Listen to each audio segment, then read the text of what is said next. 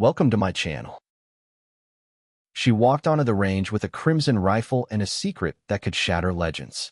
Every shot she fired defied physics and shattered the doubts of the toughest marksmen in Fort Meridian. But when a storm raged and lives hung in the balance, the truth behind Helios would be revealed, and nothing would ever be the same. They laughed when they saw my rifle. I heard the first chuckle roll across the crowd like a loose round on a steel floor, then another, until it became a roar of mockery. My weapon, painted a blazing crimson, drew every set of eyes at the Fort Meridian range.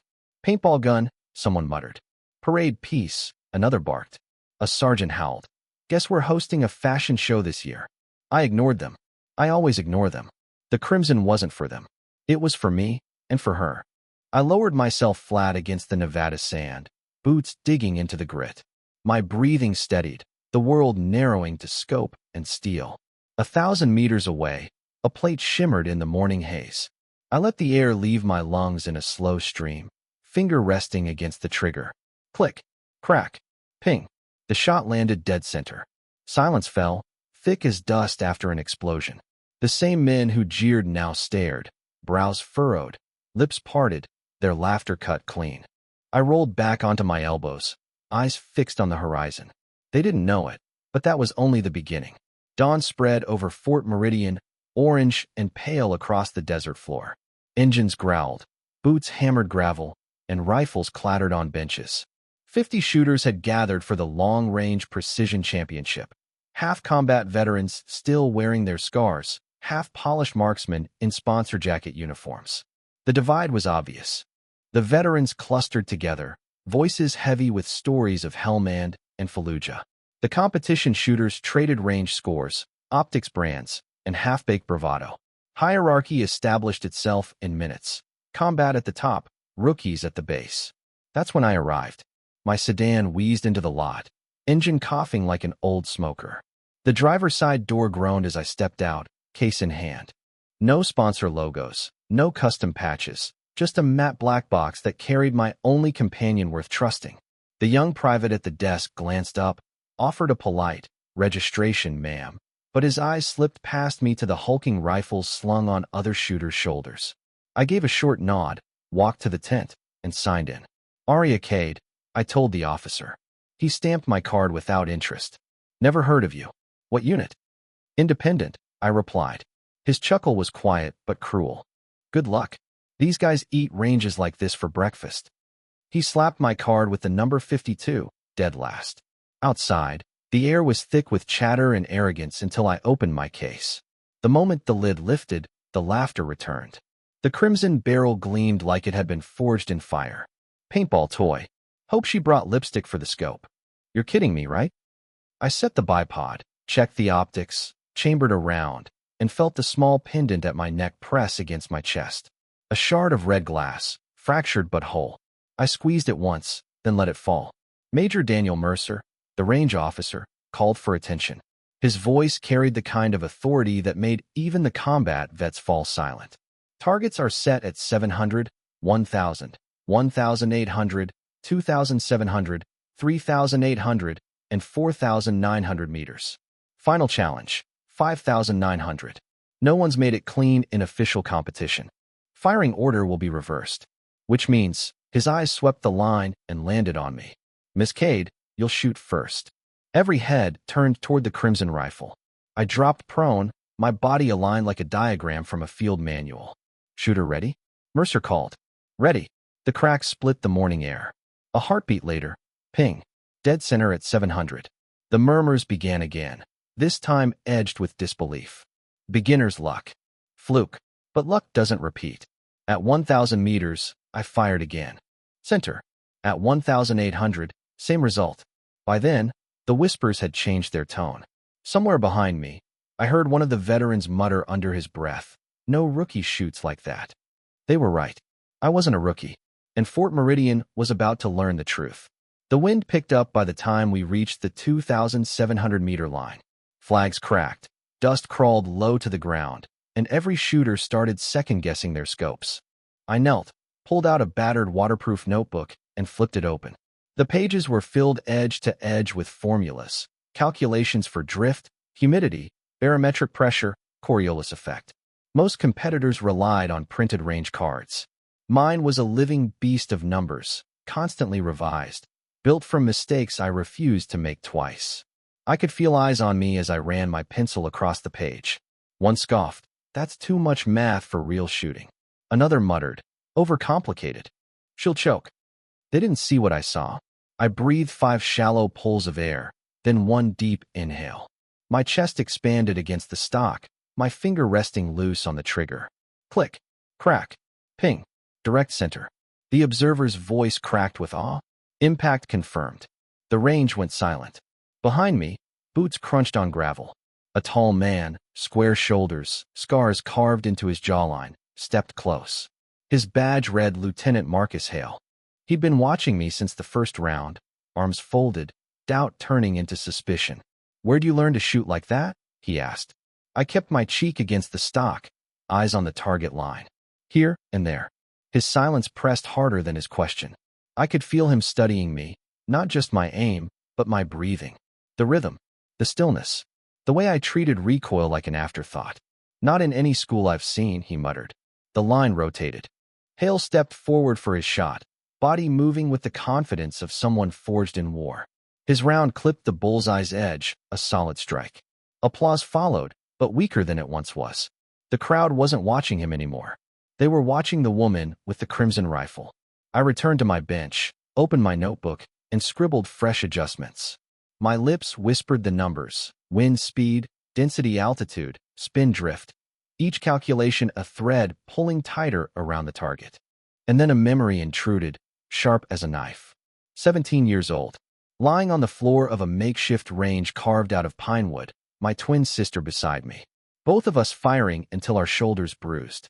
Her grin flashing wide when she beat me by an inch. Her voice teasing, "Don't fail, Arya." That voice still echoed every time I took the shot. When the range officer called us to the 3,800-meter line, the air changed. Clouds stacked over the ridge, dragging cooler winds down into the valley. Mirage shimmered across the steel plates. I felt my pulse slow instead of rise. This was where the work began. I nudged the bipod 3 clicks left, slid a fresh round into the chamber, and exhaled until the world shrank to scope and steel. Thunder rumbled somewhere far off. Click, crack, ping. Another bullseye. I heard Hale curse under his breath. The younger shooters looked at him, then at me, their loyalties quietly shifting. That's when I noticed the old man in the stands. White hair, wheelchair creaking forward. His voice barely carried, but I caught it. "That's Helios breathing," he whispered. Heads turned. Murmurs spread like brush fire. I froze for a fraction of a second. Helios. No one should know that name. But the old man had spoken it out loud, and now Marcus Hale was staring at me as though I'd just set off a flare in the desert. The name stuck in the air like smoke that wouldn't clear. Helios. I forced my breathing steady, notebook open in front of me, but my mind had already jumped to places I'd buried deep. Places I'd sworn not to return to. The crowd didn't understand what the word meant. But Marcus Hale did. I saw it in the way his jaw tightened, the way his hand flexed unconsciously around the grip of his rifle. He'd heard it somewhere before, though probably in whispers and rumors. When his turn came at 3,800 meters, he pulled the trigger with the weight of anger behind it. His shot clipped the outer ring, good, but not commanding. The applause was thin. He holstered the rifle and turned toward me, eyes sharp. "What's Helios?" he demanded under his breath. I gave him nothing, just zipped my notebook closed and walked past. The sky was darkening now, clouds stacked heavy over the ridge. Dust whipped across the line, carried by sudden gusts that bent the range flags into submission. Targets at 4,900 meters were next. One by one, shooters faltered. Some missed wide, their rounds torn off by invisible gusts. Others clipped steel but failed to hold the center. Only 6 remained when it came to me. I drew in that rhythm of breath, 5 shallow, 1 deep. Settled my cheek to the stock. Felt the pendant at my chest bump once against the rifle. Crack. Ping. Center mass. The observer called, his voice cracking. Even the veterans stopped pretending it was luck. I rolled to my side, breathing quiet, but my ears caught the sound of someone moving fast behind me. Boots. Authority. Major Daniel Mercer, the range officer, stepped forward. He didn't look at the target. He looked at me. And when he spoke, his words weren't meant for the crowd. Stay steady, Commander. I froze. Commander. It was a slip, but not the kind men like Mercer made accidentally. He corrected instantly, his voice louder. Lieutenant Cade. Orders from General Winters, stay on course. But I'd already caught it. So had Hale. His head snapped toward us, expression shifting from suspicion to certainty.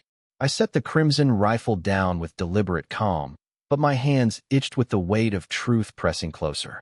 I wasn't supposed to be here as myself. Not like this. Not as Major Arya Cade.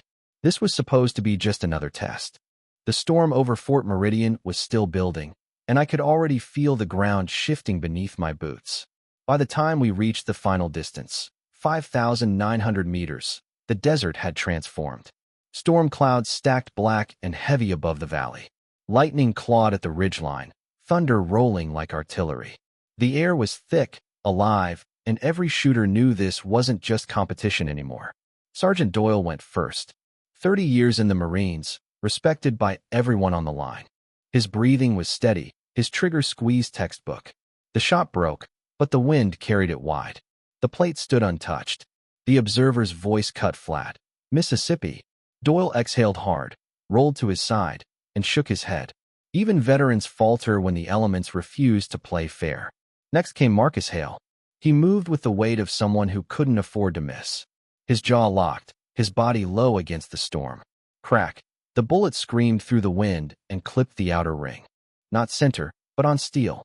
The crowd erupted, eager to salvage his pride. He rose with a faint smirk, convinced I couldn't top it. Then it was me. The crimson rifle burned under the lightning as I laid prone, cloak whipping against the gale. My pennant slipped free, swinging lightly against the stock. Most shooters would have waited for a break in the wind. I didn't. I opened my notebook, pages soaked and flapping, numbers smearing into red ink trails. Still, I whispered them under my breath. Density, humidity, pressure drop, drift. One deep inhale. A slow exhale. The trigger broke clean. For a second, the world went silent. Then, ping. Center mass. The observer's voice trembled. Confirmed. Bullseye. At 5,900. The stands froze. Even the storm seemed to pause. And then my sleeve slipped back as I rose. The tattoo on my forearm, wings spread across a blazing sun, caught the lightning. A mark I hadn't shown in years. Hale's eyes widened. His face drained of color. He whispered the name like a curse. Helios. I didn't answer, because the truth was standing in the open now, whether I wanted it or not. The silence after my shot was heavier than thunder. No cheers. No laughter. Just the sound of the storm clawing across the sky. Then Hale's voice split it. No one makes that shot clean. Inspect her weapon. The crowd erupted in murmurs, suspicion spreading like wildfire. Some nodded along, others stared at me with narrowed eyes. I stayed still, my rifle resting on its bipod, crimson gleaming in the stormlight. Major Mercer's hand went up. Stand down. But another voice carried from the command tent, sharp as steel. Proceed with inspection. Out strode General Elias Winters, silver hair plastered by rain, uniform soaked but presence untouched. His gaze cut through the range like a blade. Technicians rushed forward, stripping my rifle down piece by piece. They searched for hidden electronics, illegal mods, anything that might explain the impossible. But there was nothing. Only a precision-built weapon, its crimson paint chipped and scarred, the wear of years etched into every groove. I spoke softly, almost to myself. My sister built it. She painted it red. The storm drowned the rest of my words, but I saw Mercer's eyes flicker. He heard. Winters stepped forward, voice booming above the rain. This championship is not over. Verification protocol begins now. The stands gasped. Whispers cascaded. Verification. No, not that. Not here. Round SOC. Winters continued. 6,200 meters. Speed run. Live fire. No rests. The rumors had been true. The impossible test, dragged from myth into reality. Hale straightened, pride stiffening his spine. I'll go first. Rain hammered harder as he sprinted to the first station, rifle slamming into the dirt. A siren wailed, the timer started, and Hale began his run. One shot hit. Another hit. His chest heaved, breath tearing through the storm, but he fought on. 5 targets fell in rhythm. At the 6th and final plate, 6,200 meters, he fired. The round screamed wide, clipping the frame but not the steel. The crowd still roared. 5 of 6 in this weather was no small feat. Hale rose, rain mixing with sweat, his pride mostly intact. Then it was my turn. I stepped forward. The storm raged, but my pulse slowed. The siren blared. Timer started. I flowed from station to station like water on stone. Crack, ping, crack, ping. Each target fell, my movements seamless, breath guiding the rhythm. At the final plate, I slid prone, scope aligned. The world narrowed. The pendant pressed against my chest. For an instant, I felt Emily beside me again. Her grin, her voice whispering, "Don't fail." I exhaled. The rifle thundered. Ping. 6 for 6. The observer's voice shook. All targets neutralized. The stands erupted. Some screamed, some sat frozen. Hale stood paralyzed, rain dripping off his cap. And Winter's voice thundered louder than the storm. Complete evaluation. Major Arya Cade, your status is confirmed. The title hung in the air like a verdict. Not lieutenant. Not rookie. Major. The test wasn't for medals. It was for me. The storm hadn't finished raging when the runner burst from the command tent, soaked to the bone, gasping for air. His boots skidded in the mud as he snapped a salute toward General Winters. Message from Guardian Team, sir, stranded at Alaska Ridge. Immediate fire support requested. Winters' face hardened. Casualties. The runner hesitated. 2 down. Enemy closing. My breath stopped cold, the storm around me vanishing to a hum. I heard myself ask, too sharply, who leads the team? The runner looked down at his report. Lieutenant Luke Cade, ma'am. The words hit harder than any recoil. My brother. I shut my eyes once, fingers locking around the pendant at my chest. When I opened them, the mask was back in place. The commander, not the sister, stood on the line. We're moving. Within the hour, I was airborne in an unmarked transport, engines roaring against the storm. Hale sat across from me, jaw tight, hands gripping his rifle like it was the only thing tethering him. He still didn't trust me, not fully, but trust was no longer optional. The flight cut north through the night. By the time we landed at the field base, the air had turned razor cold, snow knifing across the ramp. My breath fogged instantly as I stepped off, boots sinking into frost. Inside the command tent, red light glowed over maps and satellite feeds. Winters leaned over the table, his finger stabbing at a jagged line of enemy markers across the ridge. Guardian Team is pinned here, he said, voice clipped.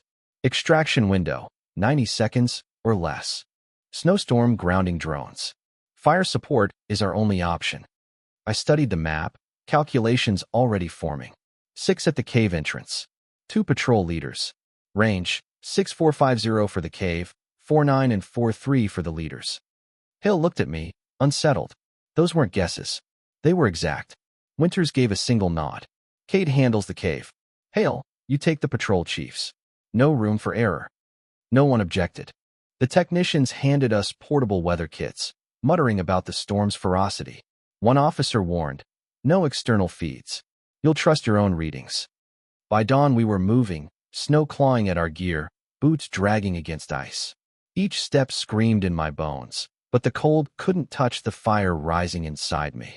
By the time we reached the ridge, the storm was howling full force, visibility gutted, snow whipping like machine gun fire. We dropped prone behind rock, scopes searching through the white blur. Through the haze, I found them. 6 guards at the cave, rifles slung careless, laughter curling into the wind. I flipped open my notebook, pages thrashing in the gusts until my glove pinned them down. Pencil scratched furiously across the paper, numbers fighting the storm. Wind 10 to 15 knots, northeast, Hale shouted over the gale. Pressure falling. Humidity high. I adjusted my scope with surgical calm, my breathing falling into the rhythm. 5 shallow breaths. 1 deep. Then the pause. Helios breathing, alive again in the storm. Window opens in 2 minutes, I said flatly. The radio crackled. Extraction bird inbound. 10 seconds. The countdown had already begun. The storm roared like an ocean, trying to swallow the ridge whole. Snow slashed across my face, stinging my skin raw, but my eyes stayed fixed through the glass. The 6 guards at the cave smoked and laughed, blind to the death waiting just beyond the white curtain. The 2 patrol leaders circled higher on the ridge, rifles slung across their shoulders. Targets marked, I said, my voice steady flat. Primary 6450. Secondaries 49 and 43. Hale gritted his teeth. You want me to drop both leaders nearly at once? Yes, I said. You'll get one. Swing fast, and take the other before he knows he's alone. I'll handle the cave. His lips pressed thin, but he didn't argue. The storm didn't allow time for doubt. The radio barked in my ear, static choking the words. Extraction inbound. 10 seconds. I shut my eyes for a breath, fingers gripping the red pendant until my knuckles whitened. Emily's grin flickered in my memory, her voice whispering the same vow as always, don't fail. I opened my eyes. The storm disappeared. Only targets remained. 3, 2, 1. Execute. Hale's rifle cracked twice in rapid succession. Even through the storm, I saw the silhouettes drop, the leaders collapsing into the snow before they could even raise a hand. My crimson rifle spoke next. 6 sharp cracks, each one rolling into the next. The barrel shifted smoothly, recoil dissolving into my stance. In less than a breath, 6 bodies fell silent at the cave mouth. The storm swallowed the sound, but the ridge had gone deathly still. Targets neutralized, I said firmly into the radio. Cave is clear. Copy. Extraction green. Below us, the Guardian team broke from cover, dragging their wounded across the snow toward the landing zone. Rotor blades thundered as the rescue bird fought its way through the gale. Through my scope, I caught sight of the last man stumbling out from the cave, broad-shouldered, blood on his sleeve. Even at that distance, I knew him. Luke. He lifted his hand in a slow salute before vanishing into the open door of the helicopter. For the first time all day, my lips trembled. My grip tightened around the pendant. Emily, I whispered, my voice cracking in the storm. We did it. The blizzard held around us, but inside me, silence. The kind that comes only after impossible shots are fired and lives are carried home. The trek back to the field base felt longer than the firefight itself. Snow clotted our legs. Wind cut through every seam. But neither Hale nor I said a word. The silence wasn't from cold. It was from what we had just done. When we finally trudged into the base, General Winters was waiting outside the command tent. His uniform was dusted white, his silver hair caught in the gale, but his eyes burned steady. Major Cade, he said, voice sharp but carrying something rare, respect. Flawless execution. He turned toward Hale. Sergeant Hale, outstanding performance. Held your shots under pressure. Hale stiffened, trying to mask the weight in his chest. He wasn't sure whether to be proud or unsettled. I could see it in the way he avoided looking at me, like eye contact might confirm the questions rattling in his head. Winter's gaze lingered on him. The Helios project needs men like you. The words hit him harder than any recoil. His shoulders tensed, his hand flexing at his side. Helios, he repeated under his breath, as if saying the name would unlock some secret. Winters gave no explanation, only the faintest of nods, as though the word alone carried enough weight. Then he looked at me. You'll brief him when it's time, Winters said. For now, rest. You've both earned it. I snapped a salute. Yes, sir. Winters turned away, vanishing into the storm like a shadow returning to its origin. Inside the tent, I set the crimson rifle down on the table, water dripping off its barrel. My hand lingered on the paint, scarlet dulled by years of service, the cracks running like veins through its finish. To others, the rifle looked like vanity. To me, it was blood and memory. A legacy carried forward when everything else had been stripped away. Hale stood across from me, his eyes locked on the weapon. Finally, he asked, voice low, almost hesitant. What does the red really mean? I met his gaze. No smirk, no shield, just the truth. It means we don't forget. Not the promise, not the cost. He stared for a long time, his jaw working, then gave a single nod. No more questions. Not yet. The transport lifted soon after, carrying us away from the frozen ridge. Through the small window, I watched the impossible distances fade into white. And I knew Hale felt it too. Nothing in his life would ever feel ordinary again. The hum of the transport was the only sound for the first hour. Engines droned, gear rattled, wind scraped across the fuselage. Hale sat across from me, arms folded, eyes fixed on the crimson rifle case at my feet. Finally, he broke. "You're not who you said you were. Mercer called you commander. Winters called you major. And that mark on your arm," he shook his head. "Helios. I've heard the name before. Whispers. Nobody ever explains." I held his stare, letting the silence drag until it weighed between us. Then I answered, my voice steady. "Helios isn't a name. It's a vow." He frowned. "That doesn't mean anything. It's not supposed to. Not to the outside." His jaw tightened, but he didn't press. He wanted answers, but part of him feared what he might learn. I leaned back against the vibrating wall, closing my eyes for a moment. Memory came uninvited. Years ago, before the Crimson Rifle, before Fort Meridian, before the lies of being just a lieutenant. Emily and I stood in a desert halfway across the world, sun burning white above us. 12 of us had been chosen, snipers, infiltrators, tacticians, each carrying scars that had no place in daylight. We were Helios. We weren't the strongest. We weren't the fastest. We were the ones who could hold still when everything screamed at us to run. The ones who could wait in silence for the single breath when the world was vulnerable. And then Red Valley happened. A mission scrubbed from the books, classified into nothingness. 12 went in. 1 came out. Me. I opened my eyes again, forcing the memory back into the dark. Hale was still watching, suspicion warring with something else. Respect, maybe fear. "You don't want to carry this," I told him quietly. "Not the knowledge. Not the mark. Once you're inside, there's no outside." "Not really." He leaned forward, voice low. "Then why me? Why did Winters say Helios needs men like me?" I let my hand fall to the crimson case, fingers tracing the paint chipped away by years of recoil. "Because you didn't break," I said simply. "Most men crack when they realize what's at stake. You didn't." He swallowed, his throat working hard against the weight of the words. I didn't tell him the rest, that surviving wasn't the same as living, that carrying Helios meant walking through storms that never ended, even when the sky was clear. The engines droned on, carrying us toward a world he wasn't ready for, and one I had never escaped. The transport rattled to a stop hours later, its landing gear grinding against asphalt. We disembarked into another nameless base, floodlights stabbing through the dark, the air thick with jet fuel and secrecy. I carried the Crimson Rifle case with me, as always. Not slung like the others carried theirs, but held close, as if it might be taken. Hale walked beside me, his silence heavier than any words. General Winters waited near the hangar doors, his posture rigid, his expression unreadable. He spoke only once we were close enough for the words to sting. "Major Cade, Helios endures. Sergeant Hale, consider this your invitation." Hale blinked, his throat tight.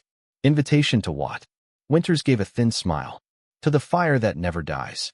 Then he turned and walked away, leaving us in the echo of his meaning. Hale looked at me. His eyes carried the question he hadn't dared put into words since the ridge. Should I take it? I didn't answer. Not then. Some answers can't be given. They have to be carried, tested, broken in storms.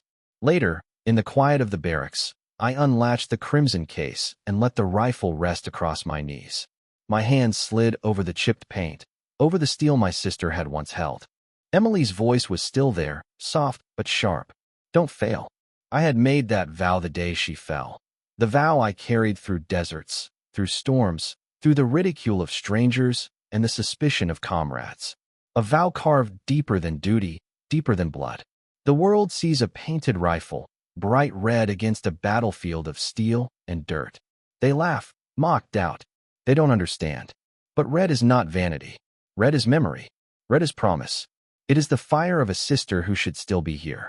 It is the vow that no distance is too far, no storm too fierce. It is the silence between breaths, the stillness before thunder, the truth that justice is not a medal or a cheer, but a promise carried forward. Hale asked me once what the red really meant. I told him the short version. But the long truth is this. It means we do not forget.